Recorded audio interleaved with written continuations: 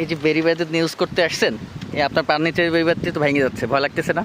এটা আমার ভয় লাগতেছে, কিন্তু আমার আইডি লাইভ করতে না না, তাহলে শুধুমাত্র অনলি ভিডিও। ভয় তো লাগতেছে, আমার থেকে বেশি ভয় লাগতেছে কচি ভাই। কারণ এই জায়গাটা যেভাবে ভাঙছে, যে কোনো মুহূর্তে কিন্তু নিচে চলে যেতে পারে।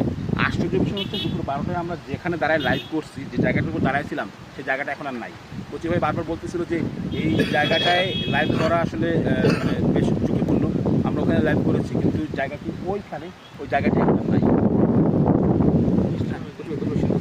বৃষ্টি আসতেছে। হ্যাঁ, বৃষ্টি আসতেছে। আমি আমার পূর্ব কামাল থেকে বলছি যে কারণ ভাঙনের দিয়ে দাও। পূর্ব যেরকম হ্যাঁ? দেখা যায় ঠিক এই বাঁধটার অবস্থা সেরকম। যে কোনো মুহূর্তে আমি এলাকার লোকজনের কাছে শুনছি এই বাঁধ ভেঙে গেলে রুবেল ভাই যেখানে দাঁড়িয়ে আছে বা আমি যেখানে দাঁড়িয়ে আছি আমরা 40 ফুট পানির নিচে চলে যাব নিঃসন্দেহে। দেখা যাচ্ছে এটি কিন্তু বেড়িবাঁধ তৈরি করা হয়েছে মাত্র 1 বছর আগে।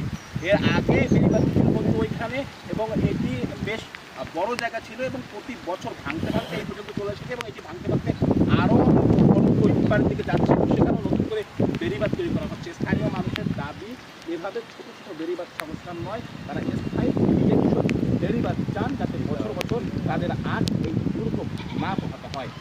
আব্দুল্লাহ আল মামুন রুবেল, সময় সংবাদ, ডাকঘর, খুলনা।